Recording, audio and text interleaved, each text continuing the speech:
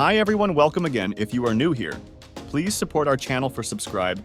Exit speculation regarding Fernandes continues to bubble away with the playmaker, absent from Manchester United's no-sale list.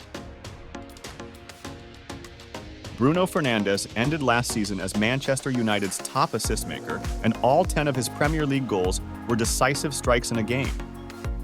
4 were match winners, and the other 6 were equalizers, and without them, United would have finished even further down the table.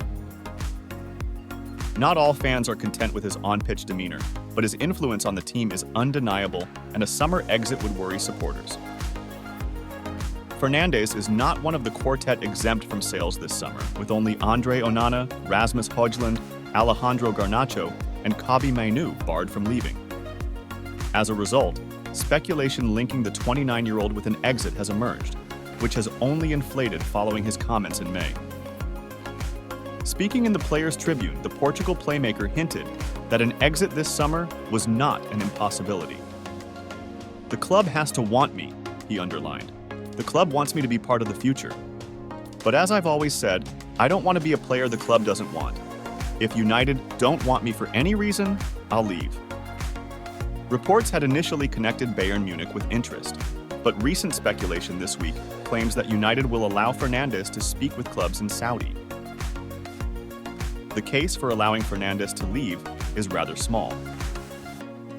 The midfielder turns 30 in September and missed his first United games through injury since arriving in January 2020 towards the end of last season.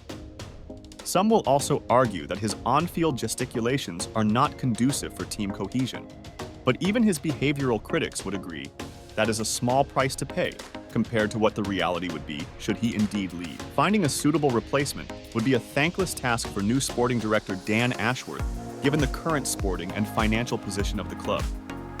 But Sir Jim Ratcliffe is a businessman and has shown his willingness to make unpopular decisions when he feels it is needed.